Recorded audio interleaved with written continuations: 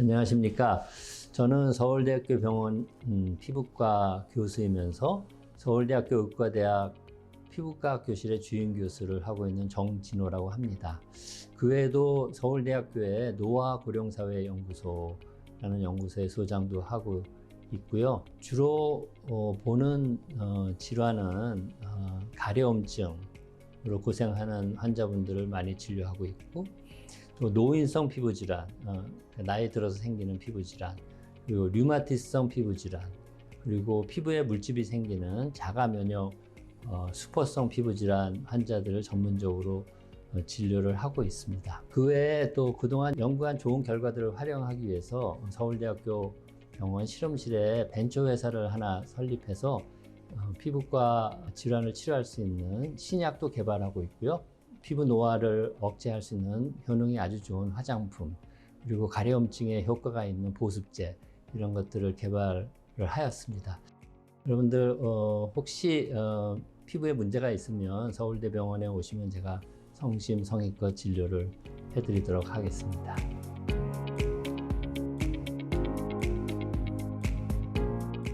제가 서울대병원 피부과에서 진료를 하다 보면 가려우신 분들이 굉장히 많습니다. 그리고 저한테 오시면 여러 가지 얘기를 하시는데, 제가 가장 많이 듣던 환자분이 하시는 얘기가 가려워서 미치겠어요 예요. 교수님, 가려워서 미치겠어요. 좀 안 가렵게 해주십시오. 근데 서울대병원에서 진료하는 시간이 한 사람당 그렇게 길지가 않습니다. 그래서 짧은 3, 4분의 진료 시간에 제가 알고 있는 모든 것을 설명드리기가 어렵고, 그리고 가려움증의 원인을 찾아야 되는데 그 원인을 다 설명해 드리기가 어려워서, 제가 그동안 환자를 진료하면서 환자분들한테 설명 못해서 아쉬웠던 것들, 그리고 환자분과 환자분의 보호자분들이 꼭 아시면 가려움증 치료에 도움이 될 그런 아주 중요한 얘기들을 여기에 잘 정리해 놨습니다. 그래서 가려움증으로 고생하시는 분들은 꼭 한 번씩 읽어보시는 것이 큰 도움이 되실 것이라고 저는 확신을 하고 있습니다. 그래서 한번 잘 읽어봐 주시면 감사하겠습니다.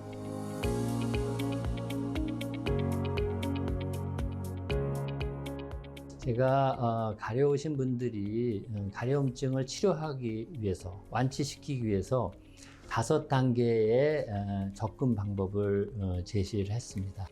5단계의 접근 방법을 거치면 거의 확실하게 가려움증을 치료할 수 있을 거라고 저는 생각합니다.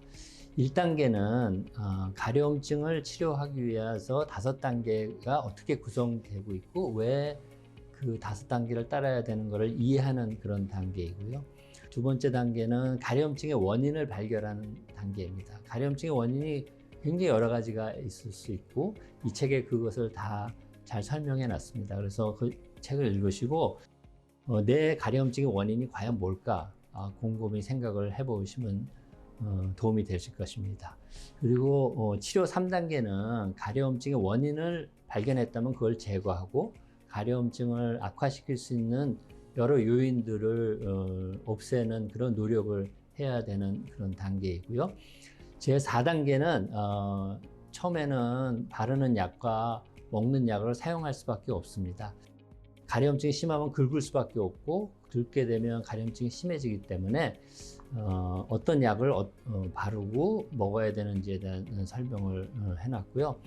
5단계, 마지막 5단계에서는 가려움증이 좋아지더라도 다시 재발을 쉽게 하기 때문에 재발을 막기 위해서는 어떻게 해야 되는지를 적어놨습니다. 그래서 굉장히 과학적인 접근 방법이고요. 가려움증으로 고생하시는 분들이 그대로 따라해서 자신의 가려움증의 원인을 발견하고 제거하고 재발을 막을 수 있다면 가려움증을 완치시킬 수 있을 것입니다.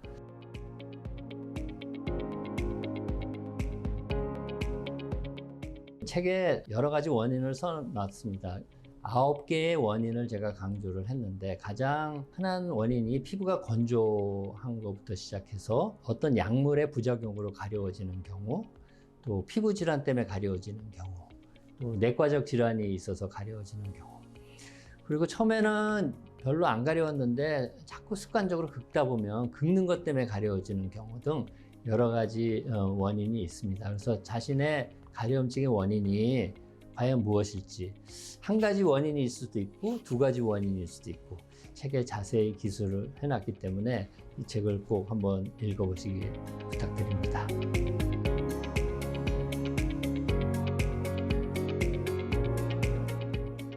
애들한테 많은 아토피 피부염 굉장히 많이 늘어나고 있고요. 요즘에는 어린이 5명 중에 1명, 즉 20%가 아토피 피부염으로 고생을 하고 있다고 할 정도로 많이 증가하고 있습니다. 그것은 우리 아이들에게 알레르기를 유발할 수 있는 그런 공해 물질이나 알레르기 물질이 과거에 비해서 많이 증가했기 때문이고요. 또 하나는 조금 역설적이긴 한데 우리 아이들을 너무 깨끗이 키우기 때문에 어렸을 적에 알레르기 물질에 접촉할 기회가 줄어들어서 어렸을 적에 접촉하면 면역력이 생기는 것을 너무 늦은 나이에 접촉하게 돼서 면역력이 생기는 것 대신에 알레르기 반응이 생긴다, 이렇게 과학자들은 생각을 하고 있습니다. 그래서 두 가지 원인, 그 외에 몇 가지 원인을 또 책에 잘 설명해 놨으니까 읽어보시면 도움이 될 것 같습니다.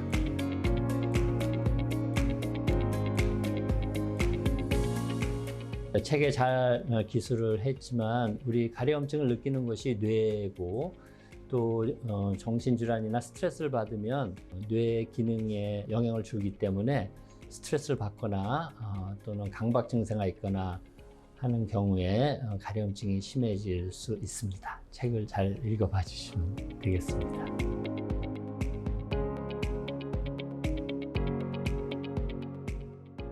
가려움증이 오래된다는 것은 이제 만성 가려움증이죠. 만성 가려움증의 기준은 6주입니다. 6주 동안 계속 가려움을 우리가 만성 가려움증이라고 하는데, 만성으로 되는 이유는 가려움증의 원인을 치료하지 않고 가려움증이 왜 생겼는지 원인을 발견하고 원인을 제거해야 완치를 할 수 있는데, 원인은 제거하지 않고 계속 약을 쓰고 바르기만 하기 때문에 약을 쓰고 바르는 것을 중지하면 원인이 남아있으니까 당연히 가려움증이 재발되겠죠. 그래서 오랫동안 가려움증으로 고생하시는 분은 원인을 발견하지 못했고 원인을 제거하지 못했기 때문이라고 생각합니다. 그래서 이 책에 써 있는 2단계 원인을 발견하는 챕터를 잘 읽어보시고 자신의 가려움증의 원인이 무엇인지 발견해서 그것을 제거하면 당연히 완치시킬 수 있을 거라고 저는 자신하고 있습니다.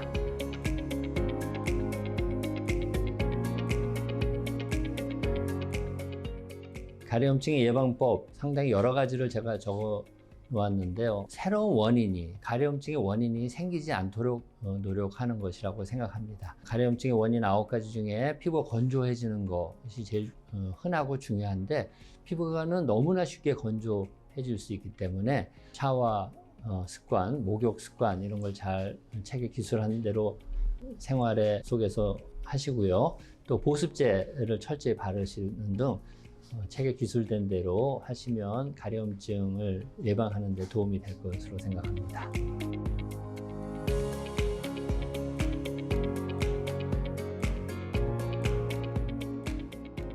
이 세상에 부작용이 없는 약은 없죠. 근데 우리가 약을 쓸 때는 부작용과 예상되는 부작용과 그 약 때문에 우리가 얻게 되는 이득을 따져서 부작용은 어느 정도 예상은 되지만 크게 문제가 안 되고 얻는 효능이 많을 때는 약을 쓸 수밖에 없는 일입니다. 그래서 피부과 약이 독하다는 잘못된 인식이 있는데 피부과 약이 절대로 독하지 않고요.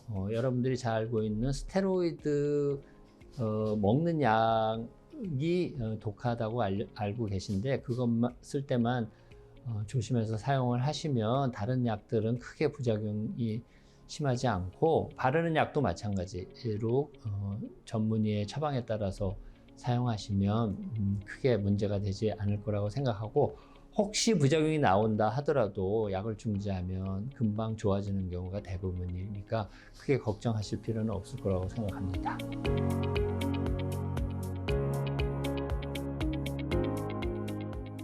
저는 피부과 의사니까 피부 건강을 위해서 어떻게 해야 되는지 잘 알고 있습니다. 이 책에 적어놓은 거의 대부분을 빠짐없이 매일매일 습관적으로 지키고 있고요.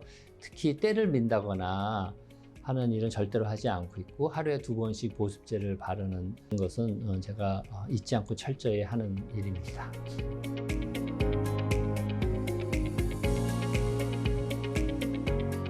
가려움증을 치료하는 게 그렇게 간단하지가 않습니다. 그래서 아무 작전 없이, 전략이 없이 가려움증 환자를 치료하다가는 만성 가려움증으로 넘어가기 쉽고요. 그래서 이 책에서 제가 강조한 5단계의 치료 원칙에 따라서 철저히 치료하시면 대부분의 가려움증은 완치시킬 수 있을 것으로 제 경험상 믿고 있고요.